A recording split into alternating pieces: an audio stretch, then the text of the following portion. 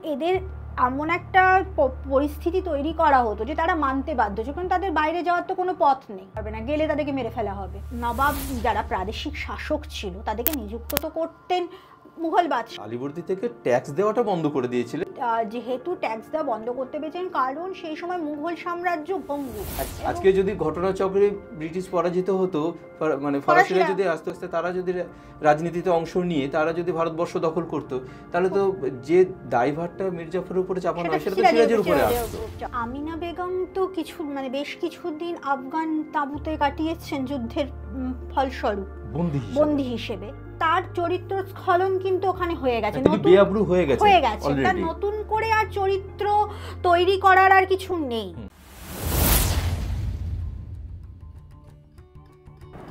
মুর্শিদাবাদের ইতিহাসে নবাবী আমল নিয়ে আমরা অনেক আলোচনা করেছি, কিন্তু বেগমদের কাহিনী বা অন্দরমহলের কাহিনী সেভাবে হয়তো আলোচিত হয়নি।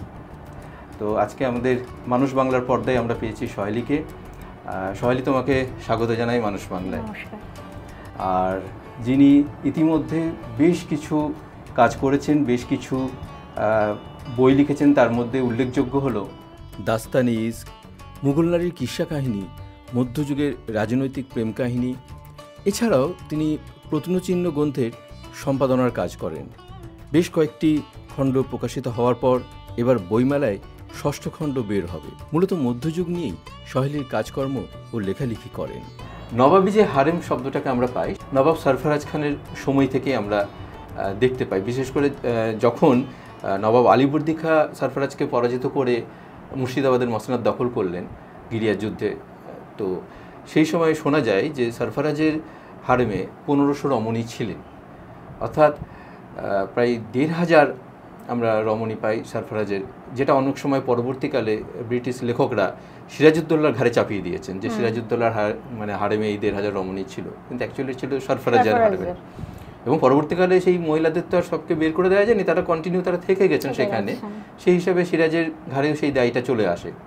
কিন্তু আমরা মুর্শিদ কুলি খাঁকে পাই, তিনি এক রমণীতে বিশ্বাসী ছিলেন। নবাব আলীবর্দীকে পাই, এক রমণীতে বিশ্বাস ছিলেন। এই হারেম সম্পর্কে মানুষের মধ্যে একটা ভুল ধারণা আছে। অনেকেই মনে করে নবাবদের একটা ফুর্তি করার একটা জায়গা, একটা এন্টারটেনমেন্টের একটা জায়গা হারেম, বা হারেম মানে শব্দটাতেই একটা আপত্তিজনক, একটা নিষিদ্ধ যেন একটা জুড়ে রয়েছে। কথা হচ্ছে যে মুর্শিদাবাদের বেগমদের নিয়ে খুব কম জানা যায়। মানে আমরা যদি মুঘলদের ব্যাপারটা দেখি সেখানে অপেক্ষাকৃত মুঘল বেগমদের নিয়ে কথাটা বেশি আসে। এবার হারেম কথাটা একটা আরবি শব্দ, আবার জেনানাও বলা হয়, জেনানা মহল ফার্সি শব্দ, আর মুর্শিদাবাদে এগুলোকে মহলসারা বলা হতো। এবার এই হারেমের ভিতরে ছেলেদের প্রবেশ একরকম নিষিদ্ধ, একমাত্র ছোটোবেলায় বাচ্চা যখন থাকতো সে থাকতে পারতো, আর যে নবাব ছিলেন তার যাতায়াত ছিল। বাদবাকি বাইরের কোনো পুরুষের কিন্তু সেখানে কোনো যাওয়ার সুযোগ ছিল না। এবং কি ডাক্তার দেখাতে হলেও সেটা একটা নির্দিষ্ট দূরত্ব এবং পর্দা প্রথার মাধ্যমে, মানে ডাইরেক্ট বেগমের সাথে কিন্তু ডাক্তারে দেখা হচ্ছে না, এই ব্যাপারটা কিন্তু সেখানে ভীষণভাবে, এবং কবিরাজ বা হাকিম যিনি থাকতেন মানে প্রহরীর মাধ্যমে প্রহরা দিয়ে রাখা হতো। আর গভর্নর জেনারেল তিনিও যদি কোনো সময় বেগমের সাথে দেখা করতে যেতেন তো সেখানেও কিন্তু পর্দা প্রথা ভীষণভাবে মেনটেন করা হতো। মানে ইংরেজ ঢোকার পর মানে মুন্নি বেগমের সঙ্গে আমরা দেখছি যে লর্ড ক্লাইভের খুব ভালো সম্পর্ক, ওয়ারেন হেস্টিংসের খুব ভালো সম্পর্ক। তো ওনারা যদি কোনো সময় মুন্নি বেগমের সঙ্গে দেখা করতে চেয়েছেন সেখানেও কিন্তু ভীষণভাবে পর্দা প্রথা রাখা হয়েছে। পর্দার ওই পারে তিনি থেকেছেন, এই পারে গভর্নর জেনারেল, কেউ কাউকে দেখতে পাচ্ছেন না। এই যে ব্যাপারটা ওখানে ভীষণভাবে রাখা হতো, মনে রাখা হতো। আর পাচিত্য থাকতো, আর ওদের নির্দিষ্টভাবে, বা এখন চেহেল সেতুন প্রাসাদের আমরা নাম শুনছি, কিন্তু ঠিক কোথায় সেটা নিয়ে একটা সন্দেহের অবকাশ আছে। আর হারেমগুলো যেগুলো ছিল কোনো কোনো সময় বেগমদের জন্য আলাদা আলাদা ছিল, আবার কিছু কিছু ক্ষেত্রে দেখা গেছে বেগমদের একটা নির্দিষ্ট হারেমের মধ্যেই আলাদা ঘর করে তাদেরকে রাখা হচ্ছে। দাস বলবো না, দাসীরা থাকতো।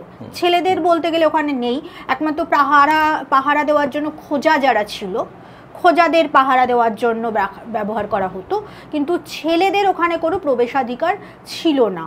আমরা যদি নবাবজাদিদের প্যালেস বলতে পুরনো যে বালাখানা যেটা রয়েছে, আমির মহল, আমির মহলের পাশে এখনো মির্জাফরদের বংশধরদের একজন জীবিত আছেন, বাকের আলী মির্জা সাহাব।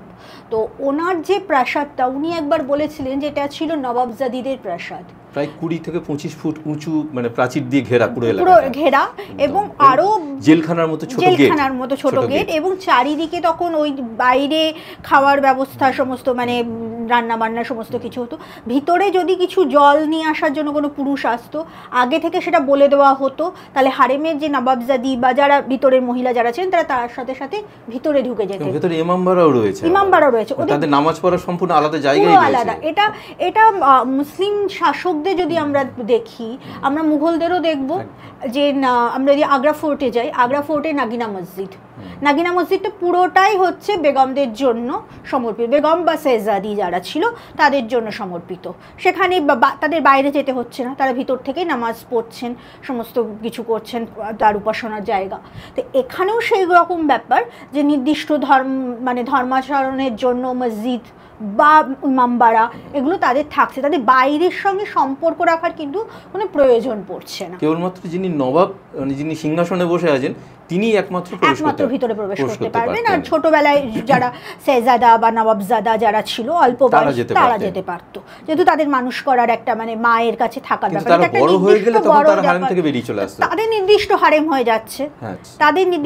হয়ে যাচ্ছে, তারা সেখানে প্রবেশ করছে, কিন্তু বাবার হারেমে প্রবেশাধিকার তারা থাকছে না। তাহলে এই হারেমে যখন বেগমরা থাকতেন, তাদের বলতে গেলে সূর্যালোক তারা সেভাবে দেখতেই পেতেন না, বা হলেও সেটা ভেতরেই আর কি, যেটা মানে জনসমুখে তারা কখনো আসতে পারতেন না, খুব কম। মানে সেটা হলেও একটা পর্দা প্রথা, পালকি ব্যবহার হলেও সেটা ভীষণভাবে ঢাকা থাকতো, এবং বাইরের লোকের সাথে তাদের দেখাশোনা হতো না। মিনা বাজার টাইপের যে ব্যাপারগুলো আমরা মানে মুঘলদের আমলেও পেয়েছি, সেখানে তাদের হয়তো সকাল্লাদের জন্য একটা বাজার বসানো হলো, সেখানে নবাব এলেন, তিনি কিছু কেনাকাটা করলেন, যেটা মানে মুঘল বাদশারাও করতেন, কিন্তু মূলত তারা মানে চার দেওয়ালের ভিতরেই তাদের সীমাবদ্ধতা। একমাত্র দেখেছিলাম যখন সিয়ারুল মুতাক্ষরিনে এটা খুব ভালো বর্ণনা আছে, সিরাজ যখন মারা যায় তখন আমিনা বেগম সব বাধা হারেম থেকে পুরো বেরিয়ে এসে রাস্তায় কাঁদছেন। মানে এটা, এই ঘটনাটাকে খুব মানে বেশ উল্লেখ করা হয়েছিল সেই শতাব্দীতে। মা কোনো বাধা মানেনি, যে সন্তান এইভাবে ক্ষতবিক্ষত হয়ে পড়ে আছে এবং তাকে সরিয়ে দেওয়া হয়েছিল। তখন সেই অবস্থায় মানে বেআব্রু হয়েও তিনি চলে এসেছিলেন সেখানে হারেমে, এই ঘটনাটা আমরা দেখেছি সেখানে। তাহলে এই যে হারেমে যে সমস্ত বেগমরা থাকতেন, মানে তাদের কাছে পুরুষ বলতে নবাবরাই ছিলেন, তাদের দিন কাটতো কীভাবে? তাদের মানে তাদের এন্টারটেনমেন্টই বা কী ছিল? এখন তো নয়, হাতে হাতে আমাদের মোবাইল, আমরা টিভি দেখছি, অনেক কিছু ব্যবস্থা রয়েছে, বাড়ির বাইরে না বেরিয়েও আমরা সমস্ত রকম পাই আর কি, আনন্দ সব কিছু। কিন্তু তখন হারেমে কিভাবে দিন কাটতো বেগমদের? মূলত তাদের এমনভাবেই তৈরি ছোট থেকে তারা হয়ে এসেছে যে তারা ওই অন্দরমহলটাকে, মানে হারেমটার মধ্যেই তারা সীমাবদ্ধ, ওদের তাদের পৃথিবী, এবং সেখানে তারা বাগান করছে, তাদের ওখানে জলাশয়ে হাঁস পুষছে, তারপর সূচি শিল্প, যেগুলো সুতোর কাজ, রুমাল বোনা বা কোনো কাপড়ের ওপর কিছু কাজ করা, সেগুলো তাদের সময় কাটার জন্য ছিল। দাসীরা ছিল, তাদের সাথে হুক্কা খাওয়া, দোকানি আসছে, পান খাচ্ছে, নিজেদের মধ্যে কথা বলছে। তারপর সন্ধ্যা হলে বাইজি বা গায়িকা যারা আছে তারা আসছে, নাচ গানের ব্যবস্থা করা হচ্ছে। হ্যাঁ, আবার মাঝে মধ্যে সার্কাসও আনা হতো মনোরঞ্জনের জন্য, সেখানে সীমিত মানে ব্যাপার থাকতো, কিন্তু মনোরঞ্জনের জন্য সীমিতভাবেও সার্কাস আনা হতো, যাতে তাদের মনোরঞ্জন হয়। তো নাচ গান, সূচিশিল্প, বাগান, হাঁস পোষা বা এরকম মানে খরগোশ, যেগুলো মানে সফট এবং বেগমদের জন্য মানে সুবিধা রয়েছে ভালো, সেই ব্যাপারগুলোর মধ্য দিয়েই তারা তাদের জীবনযাত্রাটা কাটাতেন। নবাবরা যখন কাউকে বন্দিনী করতেন আর কি, বা কোনো মহিলাকে নিয়ে আসা হতো, তাদেরকেও মানে তাকেও হারেমে তাহলে হারেমের একদিকে আমরা বেগমদের দেখতে পাচ্ছি, আবার বন্দিনীদেরও কিন্তু সেখানে হারেমে জায়গা হতো।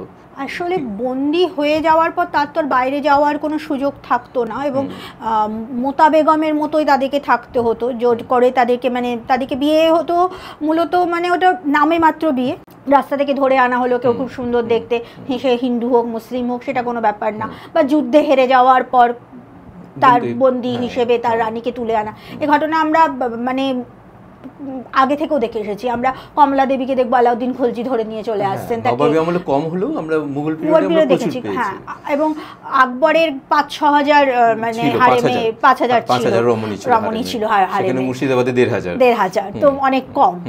অবশ্য আমরা বলবো যে তিনি তো গোটা ভারতবর্ষের একটা বিরাট অংশ জুড়ে রাজত্ব করেছেন, এনারা মানে বাংলা বিহার উড়িষ্যার রাজত্ব করেছেন। হারেমের যে সমস্ত দাসীরা ছিলেন, মানে কেউ কেউ তারা বেগমের মর্যাদা পেয়েছেন বা যারা নবাবদের কাছে আসতে পেরেছেন, আবার এই বন্দি জীবনে কেউ কেউ দাসী হিসেবেই থেকে গেছেন, ঠিক যেভাবে আমরা লুৎফুন্নেসাকে আমরা পাই নবাবের প্রিয় বেগম হিসেবে পরিচিতি পান তিনি, লুৎফা বেগম।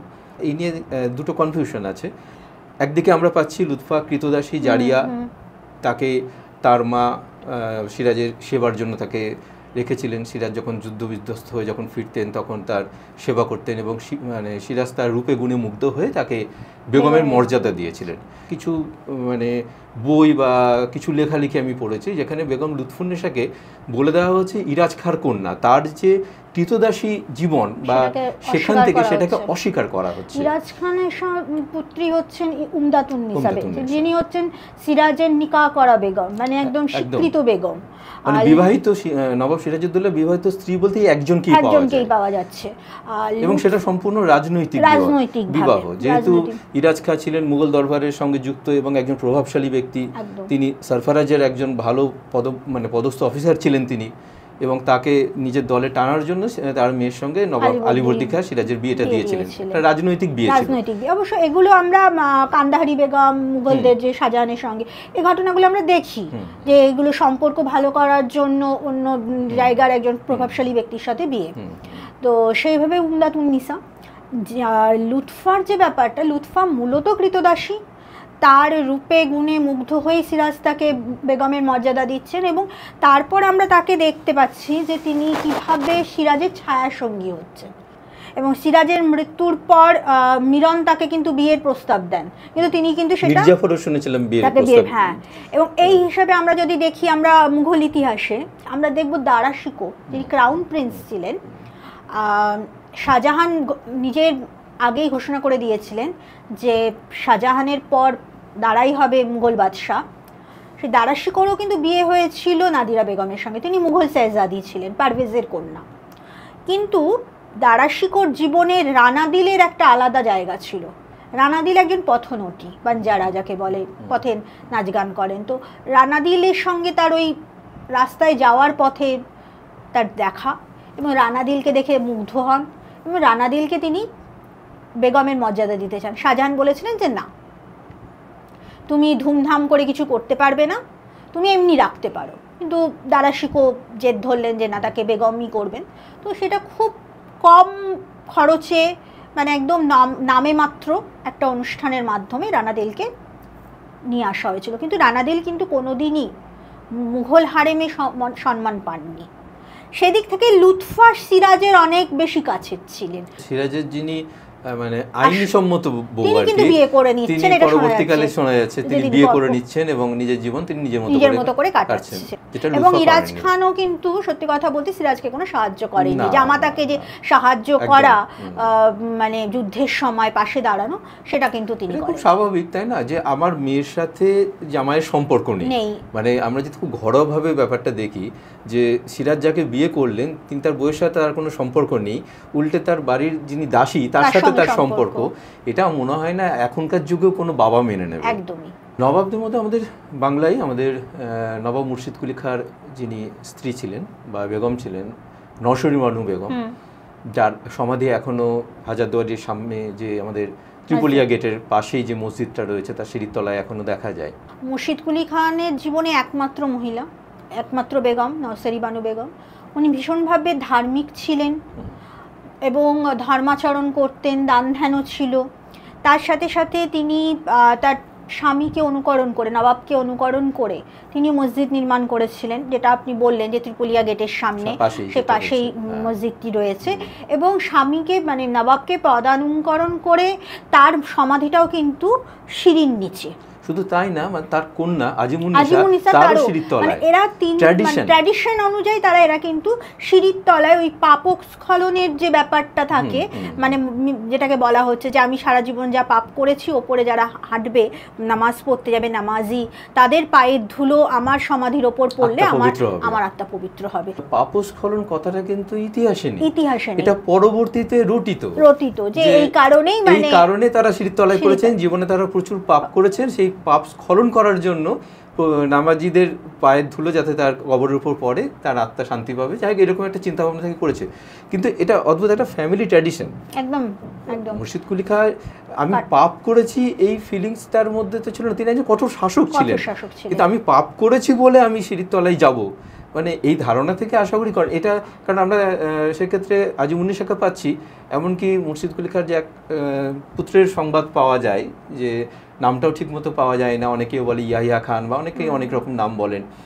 মুর্শিদাবাদের একটা মসজিদ আছে, মসজিদটা আমি গিয়েছিলাম, সেখানেও দেখেছিলাম একটা সিঁড়ির তলায় কবর রয়েছে। ধরে নেওয়া হয় ওটা মুর্শিদ কুলি খাঁর পুত্রেরই সমাধি ওটা, কারণ ওই হঠাৎ করে সিঁড়ির তলায় কবরটা কেন আসবে। তো যাই হোক, সেই প্রসঙ্গটা বাদ দিচ্ছি, এটা একটা ফ্যামিলি ট্র্যাডিশন। কিন্তু এখানেই আমি যে প্রশ্নটা সব থেকে জুড়ে যাই, যে আজিমুন্নিসা এই যে সিঁড়ির তলায় কবর, এটা অনেক সময় মানে মুর্শিদাবাদের পরবর্তীতে এটা প্রচার হয়েছিল যে তাকে জ্যান্ত কবর দেওয়া হয়েছিল। এই যে একটা অপবাদ, তিনি কলজে খেতেন শিশুদের। তো যে ধরনের যে সময় এই প্রচারটা হয়েছিল, বলা হচ্ছে যে সেই সময় সুজাউদ্দিন তাকে প্রথমে বলা হয়েছিল মুর্শিদ কুলি তাকে জীবন্ত কবর দিয়েছিলেন তার মেয়ের এই অন্যায়। আর পরবর্তীতে যখন দেখা গেল যে অনেক সে মুর্শিদ কুলি খাঁ মারা যাওয়ার পর 1727 পর আজিমুন্নিসা মারা যান 1734, আর গিরিয়া যুদ্ধ হয় 1740। তো সেই সময়টা মিলছে না বলে দেওয়া হলো যে নবাব সুজাউদ্দিন তাকে কবর দিয়েছিল, মানে জ্যান্ত কবর দিয়েছিল। এই যে অপবাদ, মানে আজিমুন্নিসা বেগম যেটা মানে ওনার সম্পর্কে যে ভুল ধারণা, যে কলিজা খাঁকে আপনি যেটা বললেন, কথা হচ্ছে সুজাউদ্দিনের সঙ্গে তো তার খুব একটা ভালো সম্পর্ক ছিল না, এবং সেই সূত্র ধরেই এই যে মানে কলিজা খাওয়ার ব্যাপার বা তাকে যে তার চরিত্রকে কালিমালিপ্ত করার যে প্রয়াস, এটা কিন্তু সেই সময় থেকে ব্যাপারটা আসছে। এখানে কিন্তু প্রশ্নটা থাকে যে তার চরিত্র কি করে খারাপ হয়, যেহেতু নবাব সুজাউদ্দিনের চরিত্র ভালো ছিল না, এবং যে কারণে আজিমুন্নিসা তাকে পছন্দ করতেন না, সেই কারণে তিনি ছেলে নিয়ে বাপের বাড়িতে কাটালেন। এবং এতটাই ধার্মিক এবং এতটাই চরিত্রবান ছিলেন, তিনি তার স্বামীর চরিত্রহীনতার মানে একজন চরিত্রহীন স্বামীর কাছে তিনি থাকতে চাইলেন না। তাহলে তার চরিত্রকে কালিমালিপ্ত করা এমন নয় তো যে কোনো সরকার যখন পরিবর্তন হয় তখন একটা টেন্ডেন্সি থাকে পূর্ববর্তী সরকারের বদনাম করা, যে তারা সব ধ্বংস করে দিয়ে গেছে, আমার মানে কাজ করার জায়গাটা কঠিন হয়ে যাচ্ছে, এরকম। তো এমন তো নয় যে যেহেতু নবাব আলীবর্দী খাঁ তার মনিব পুত্রকে হত্যা করলেন, মানে অ্যাকচুয়ালি তিনি বিশ্বাসঘাতকতা করলেন, তিনি যেটা আমরা মির্জাফরকে আমরা বদনাম দিই, কিন্তু সেই একই কাজ করলেন নবাব আলীবর্দী খাঁ। কিন্তু আর নবাব আলীবর্দী খাঁ বিহারের ডেপুটি গভর্নর হয়েছিলেন, তাকে করেছিলেন বা প্রস্তাব ছিল সম্পূর্ণ আজিমুন্নিসার, বা তাকে জেবুন্নিসার নামটাও পাওয়া যায় বা আজমতুন্নিসাও নামটা হয়। তো তার প্রস্তাবনায় আলীবর্দী খাঁ বিহারের ডেপুটি গভর্নর হয়েছিলেন। এবার এমন তো নয় যে যেহেতু একজন এই ধরনের একজন ধর্মপরায়ণা, একজন প্রভাবশালী মহিলা, যার কথাই আলীবর্দী খাঁ নবাবী পেয়েছিলেন, অথচ তার পুত্রকে হত্যা করে তিনি মুর্শিদাবাদের মসনদ দখল করলেন, নবাব আলীবর্দী খাঁর পরিবার থেকে এই বদনামটা রটানো হয়নি তো কখনো। আলীবর্দীর অবশ্যই সেখানে একটা ভূমিকা থাকাটা তো অস্বাভাবিক কিছু নয়, কারণ আমি যখন সাম্রাজ্য দখল করছি তখন আমার পুরাতন যারা ছিলেন তাদের বদনাম করা তো অবশ্যই মানে না করলে তো জনগণ মেনে নেবে না। আমরা যদি ব্রিটিশদের দেখি, ব্রিটিশরা তার ভারতবর্ষের ইতিহাস মুঘল আমলটাকে তারা তাদের মতো করে লিখেছেন কিন্তু, এবং সেখানে তারা দেখা যায় যে তারা মহান, এবং ব্রিটিশ মানে মুঘলরা ছিলেন নৃশংস, সুলতান পিরিয়ড নৃশংসতায় ভরা, তারা যা করে গেছে খারাপ কাজ করে গেছে, কিন্তু কতটা কি সত্যি সেটা কিন্তু যথেষ্ট প্রশ্নবোধক।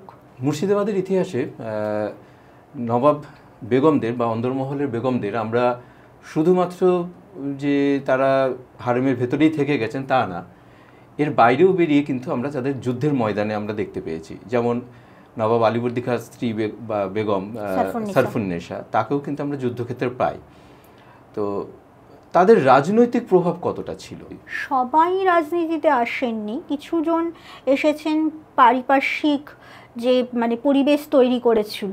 সারফুন্নিসাকে আমরা দেখছি আলীবর্দী যখন বর্গীদের সঙ্গে যুদ্ধে লিপ্ত, সারফুন্নিসা কিন্তু তখন আলীবর্দীর সাথে কাঁধে কাঁধ মিলিয়ে তিনি কিন্তু যুদ্ধক্ষেত্রে উপস্থিত, অর্থাৎ তিনি কিন্তু পিছনে থাকছেন না, তিনি যুদ্ধক্ষেত্রে সেখানে তাঁবুতে থাকছেন, সামনে থাকছেন। আবার পরবর্তীকালে তার কন্যা ঘসেটি বেগমের কথা যদি আমরা দেখি, ঘসেটি বেগম ভীষণভাবে উচ্চাকাঙ্ক্ষী ছিলেন এবং তার পুত্র মানে দত্তক পুত্র একরামউদ্দৌলার মৃত্যু যখন হচ্ছে, তখন তিনি দেখছেন যখন একরামউদ্দৌলা সিংহাসনে হচ্ছে না, বসতে পারবে না, তার সিরাজকে অপছন্দ ছিল। সিরাজ যেহেতু অপছন্দ, তাই তিনি কী করলেন যে তার অপর বোন, তার পুত্র শওকত জংকে তিনি সিংহাসনে বসাবেন বলে ঠিক করলেন। এবং সেখানে কিন্তু আমরা মির্জাফরকে যে দোষটা দিই, আসল কথা হচ্ছে শওকত জং কিন্তু মুঘলদেরও পছন্দের ব্যক্তি ছিল। সিরাজ কিন্তু মুঘল বাদশার পছন্দের নবাব নন, তিনি স্বীকৃত নবাব নন, স্বীকৃত নবাব নন। মুর্শিদাবাদের ইতিহাসে একমাত্র নবাব যার কোনো স্বীকৃতি নেই, মানে আলীবর্দী চেয়েছেন বলে। এবার সত্যি কথা বলতে নবাব যারা প্রাদেশিক শাসক ছিল তাদেরকে নিযুক্ত তো করতেন মুঘল বাদশাহ, এখনো যেভাবে মানে রাষ্ট্রপতি, প্রধানমন্ত্রী, এদিকে মুখ্যমন্ত্রী। যতই আমরা বলি যে স্বাধীন নবাব, অ্যাকচুয়ালি তারা কর্মচারী। অবশ্যই কর্মচারী। মানে আলীবর্দী থেকে ট্যাক্স দেওয়াটা বন্ধ করে দিয়েছিলেন এবং কিছুটা স্বাধীনভাবে তারা নিজেদেরকে কর্মচারীদের রাখতে পারতেন। আলীবর্দী যেহেতু ট্যাক্স দেওয়া বন্ধ করতে পেরেছেন, কারণ সেই সময় মুঘল সাম্রাজ্য ভঙ্গুর, একদম মানে সেটা সুযোগটা নিয়েছেন, সেই সুযোগটা তিনি নিয়েছেন। মানে অরঙ্গজেব পরবর্তী মুঘল বাদশারা কেউই কিন্তু বেশি দিন টেকেননি, সব থেকে বড় কথা। মানে দরবারি দ্বন্দ্বের ফলে তারা পরপর মারা গেছেন, বা অযোগ্য যে শাসক যারা এসেছেন, যে কারণে খুব সহজ হয়েছে বাদশাকে অবমাননা করা, বাদশা থেকে আলাদাভাবে রাজত্ব করা। কিন্তু আদতে তারা সবাই কিন্তু মুঘল সাম্রাজ্যেরই একজন প্রশাসক। তো মির্জাফরকে যে আনা হচ্ছে, মির্জাফর ছিলেন মুঘল বাদশার মানে যে কি বলবো, তা তিনি পাঠিয়েছিলেন দরবার রাজনীতিতে কি হচ্ছে না হচ্ছে তার খবর বাদশাকে দেওয়ার জন্য। তিনি কোনোভাবে সিরাজের অধস্তন কর্মচারী নন। এবং শওকত জংকে কি করছেন, ঘসেটি বেগম চাইছেন যে পরবর্তী আলীবর্দীর পরবর্তী শওকত জং আসুক, এবং সেখানে মুঘল বাদশারও কিন্তু সেখানে সহমতি থাকছে। কিন্তু সিরাজ তাকে মেরে ফেলছেন, মেরে নিচে বসছেন, যার জন্য মুঘল বাদশার তরফ থেকেও একটা রাগ আসছে, তার যে মানে আদেশ মানা হচ্ছে না যে। এবং ঘসেটি বেগম সেই সুযোগটা নিয়ে তিনি যে ষড়যন্ত্রটা করছেন যে সিরাজকে কিভাবে সরাতে হবে, সেই সময় ইংরেজরা আসছে। এবার তোমার ইংরেজদেরও শত্রু সিরাজ, এদেরও শত্রু সিরাজ, মানে তোমার শত্রু আমারও শত্রু, তাহলে তুমি আমার মিত্র। এই পলিসিতে তারা এগোতে চেয়েছিলেন, কিন্তু তারা বুঝতে পারেননি যে ইংরেজরা শুধুমাত্র ব্যবসা করার স্বার্থে এদেশে আসছে না, বা সিরাজকে সরিয়ে দিয়ে তারা আবার ফিরে যাবে, এটাও নয়। কারণ সেটা মুঘল বাদশাও বোঝেননি, সেটা এখানকার দরবারি রাজনীতিতে যারা ছিলেন ঘসেটি বেগম থেকে আরম্ভ করে। বিদেশি সাহায্যের ব্যাপারটা তো ছিল না, মানে মির্জাফর যেমন ব্রিটিশদের সাহায্য নিয়েছিল, সিরাজও তো ফরাসিদের সাহায্য নিয়েছে। আজকে যদি ঘটনাচক্রে ব্রিটিশ পরাজিত হতো, মানে ফরাসিরা যদি আসতো, ফরাসি যদি ব্যবসা খুলে আস্তে আস্তে তারা যদি রাজনীতিতে অংশ নিয়ে তারা যদি ভারতবর্ষ দখল করতো, তাহলে তো যে দায়ভারটা মির্জাফরের উপরে চাপানো হয় সেটা তো সিরাজের উপরে আসতো। সেটা হয়নি ঘটনাচক্রে, একদমই তাই। তো ঘসেটি বেগম সেখানে আমরা দেখছি যে তিনি কিভাবে রাজনৈতিক, তার ওই সঙ্গে দালান যে মতিঝিলের ভিতরে যে তার যে প্রাসাদ, সেই সঙ্গে দালানে কিভাবে তারা মিলিত হচ্ছেন এবং কিভাবে ষড়যন্ত্র করছেন, কিভাবে সিরাজকে পরাজিত করা যায়। এবং ভাগ্যের ফেরে দেখা যাচ্ছে যে সিরাজের মৃত্যুর পর মিরন কিন্তু ঘসেটি বেগমকে বাঁচিয়ে রাখছেন না, মানে কেউই শত্রুকে বাঁচিয়ে রাখে। তুমি আমার সঙ্গে ওর সঙ্গে শত্রুতা করতে পেরেছো মাসি হিসেবে, তো তুমি তো আমার সঙ্গে শত্রুতা করতে পারো। তো ঘসেটি বেগমের একটা আমরা পাচ্ছি, সারফুন্নিসার পেলাম, আমরা মুন্নি বেগমকে পাবো পরবর্তীকালে। মুন্নি বেগম একজন নর্তকী, তাকে তার মা ছোটবেলায় বিক্রি করে দিয়েছিল, তিনি মুর্শিদাবাদে আসছেন এবং মির্জাফরের নজরে পড়ছেন। মির্জাফরের নজরে পড়ার পর মির্জাফর তাকে বিয়ে করছেন। তার কিন্তু নিকাহ করা বেগম, আসল বেগম হচ্ছে শাহখানা, কিন্তু তারপরও তিনি মুন্নি বেগমকে বিয়ে করছেন। এবং একটা সময় এমন দাঁড়াচ্ছে মির্জাফরের পরবর্তীকালে যে মুন্নি বেগমই শেষ কথা, কারণ ওদিকে মিরনের মৃত্যু হয়ে গেছে, শাহখানামের সেখানে আর কোনো জায়গা নেই। অপরদিকে মুন্নি বেগমের দুই পুত্র নাজমুদ্দৌলা এবং সাইফুদ্দৌলা, দুজনকে তিনি সিংহাসনে বসাচ্ছেন, কিন্তু দুঃখের কথা তাদের দুজনেরই খুব স্বল্পায়ু ছিল। প্রথমজন জ্বরে মারা যাচ্ছেন, দ্বিতীয়জন বসন্ত রোগে। তো এই যে স্বল্প সময়ের জন্য তারা সিংহাসনে আসছেন এবং মুন্নি বেগমের হাতে সমস্ত ক্ষমতা চলে আসছে। আর মুন্নি বেগম আর এক দিক দিয়ে ভীষণভাবে চালাক ছিলেন, তিনি লর্ড ক্লাইভকে প্রচুর অর্থ সাহায্য করেছিলেন, ফলে লর্ড ক্লাইভ তাকে ভীষণভাবে মানতেন। পরবর্তীকালে ওয়ারেন হেস্টিংসের ক্ষেত্রেও একই ব্যাপার দেখা যায়, অর্থ সাহায্যের জন্য ওয়ারেন হেস্টিংস যে গভর্নর জেনারেল, তিনিও কিন্তু মুন্নি বেগমের হয়ে কথা বলেছেন 50 বছর, প্রায় 50 বছর। মাঝখানে কিছুদিন বাব্বু বেগমের উত্থান ঘটেছিল রেজা খাঁর জন্য, যে মোবারকদৌল্লা তো মুন্নি বেগমের সন্তান নয়, তো উনি তো বাব্বু বেগমের সন্তান, তাহলে তো সমস্ত ক্ষমতা মানে বাব্বু বেগমের হাতে যাওয়া উচিত, মুন্নি বেগম নয়। কিন্তু সেটাও পরবর্তীকালে মুন্নি বেগম নিজের ক্ষমতার বলে আবার সমস্ত ক্ষমতা নিজের হাতে নিয়ে আসেন এবং মোবারকদৌল্লাকে এমনও শোনা যায়, বলা হয় যে তিনি বলেছিলেন যে তুমি যদি আমার সাথ না দাও তাহলে আমি কিন্তু সব কিছু ধন দৌলত বিলিয়ে দেব, কারণ উনি এমনিতে দানি ছিলেন। কার মেয়ের বিয়ে হচ্ছে না, কোন দাসীর কি অসুবিধা, দান ধ্যান প্রচুর অবদান আছে, দান ধ্যান করেছেন। চক মসজিদ যেটা সেটা নির্মাণ করছেন। রানী ভবানীর সঙ্গেও যথেষ্ট ভালো সম্পর্ক, রানী ভবানী তাকে শিক্ষার ক্ষেত্রেও প্রচুর অবদান রয়েছে। তো এবার এই যে দান ধ্যানের যে ব্যাপারটা মোবারকদৌল্লা ভয় পেতেন, ফলে তিনি কিন্তু তাকে মেনে চলতে বাধ্য হতেন। এবং গদ্দি নাসিন বেগম পর্দার আড়ালে থেকেও মেন সমস্ত ডিসিশন তিনি নিয়ে গেছেন। ইংরেজ গভর্নর জেনারেলরাও তাকে মানত, তাকে কোম্পানির মা বলা হতো। এবং মুন্নি বেগম যখন মারা যাচ্ছেন 90-এর ঘরে, তখন ফোর্ট উইলিয়ামে ইউনিয়ন জ্যাক অর্ধনিমিত থাকছে এবং মুন্নি বেগমের মুন্নি বেগমের যত বয়স, সেই তত বয়স হিসাব করে তোপধ্বনি দেওয়া হচ্ছে। এটা তারা কারণ তাকে কোম্পানির মা বলছে, মানে এইভাবে মুন্নি বেগমকে দেখা হচ্ছে। এই যে আসন, এই যে জায়গা, এই যে ক্ষমতা, একজন সাধারণ বাইজি থেকে এই যে বেগম হয়ে ওঠার কাহিনী, এই যে বিশাল উত্থান, শুধু বাংলা নয় ব্রিটিশদের মনেও যে একটা জায়গা করে নেওয়া, বিদেশিদের মধ্যেও, সেটা কিন্তু তিনি তার নিজ গুণে করতে পেরেছিলেন। বেগমদের কাহিনী বললে আবার যদি আমরা ঘুরে ফিরে যাই, যেহেতু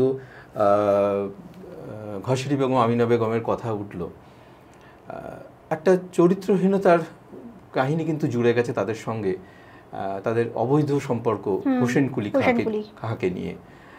হোসেন কুলি খাঁর সঙ্গে সম্পর্ক, সেখানে সিরাজ তাকে হত্যা করছেন পরবর্তীকালে জানার পর, এবং তার বাড়ির লোক বলছে যে একদিন এখানেই সিরাজেরও মৃত্যু হবে, তারা যে অভিশাপটা দিচ্ছে। এবং অদ্ভুতভাবে যখন সিরাজকে মারার পর যখন হাতির পিঠে নিয়ে যাওয়া হচ্ছিল, যেখানে হোসেন কুলিকে মারা হয়েছিল, মানে কমল বন্দ্যোপাধ্যায়ের বই থেকে জানা যায় যেটা, যে সেখানে সিরাজের রক্ত পড়েছিল।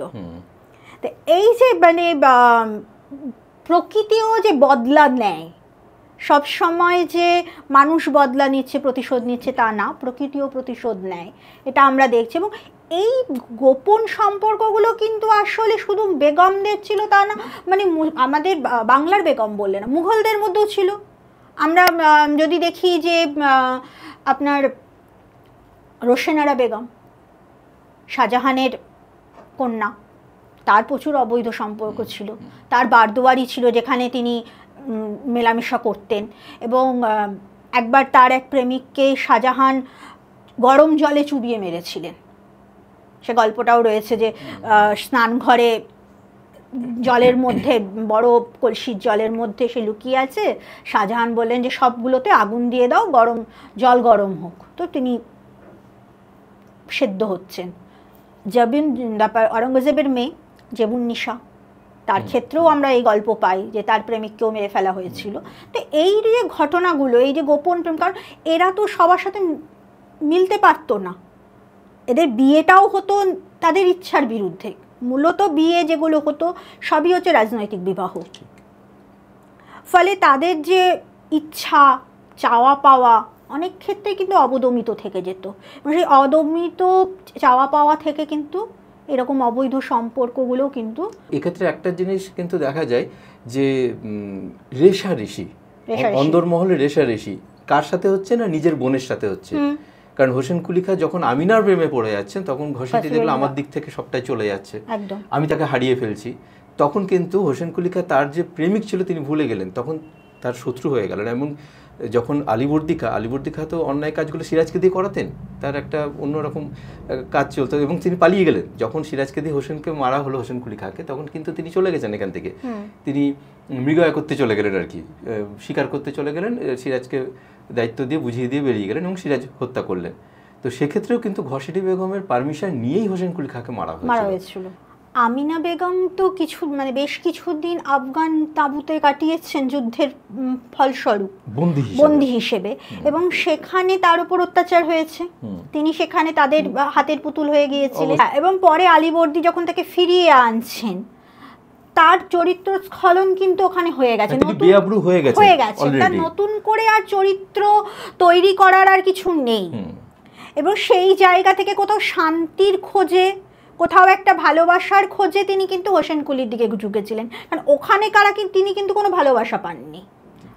আফগান সৈন্যরা তাকে কোনো তাঁবুতে তাকে কোনো ভালোবাসা দেওয়ানি, কিন্তু হোসেন কুলির কাছ অত্যাচারিত হয়েছে, হোসেন কুলির কাছ থেকে তিনি সেই একটা ভালোবাসার পরশটা পেতে চেয়েছিলেন, যেখানে স্বামী নেই, সেখানে স্বামী নেই, সেই জায়গাটাই নেই, সেই সুযোগটা তিনি নিতে চেয়েছেন, এবং সে কারণে ভার্সিটির সঙ্গে তার একটা দ্বন্দ্ব তৈরি হচ্ছে। পরবর্তীকালে আমরা যদি এই দ্বন্দ্ব দেখি, আমরা মুন্নি বেগম এবং বাবু বেগমের মধ্যেও দেখব, সেখানেও ক্ষমতার দ্বন্দ্ব, কারণ মুন্নি বেগম ক্ষমতা ছাড়েননি, আর বাবু বেগম চেয়েছেন তার পুত্র মোবারকদৌল্লা যখন সিংহাসনে আসছে, নবাব হচ্ছে, নবাব নাজিম, তাহলে আমার হাতে ক্ষমতা ছেড়ে দেওয়া হোক। রেজা খাঁ সে সময় বাবু বেগমের হয়ে ব্রিটিশদের কাছে বলছেন, এবং বাবু বেগমকে কিছুদিনের জন্য ক্ষমতায় আনাও হচ্ছে, কিন্তু সেই ক্ষমতাও কিন্তু খুব সীমিত।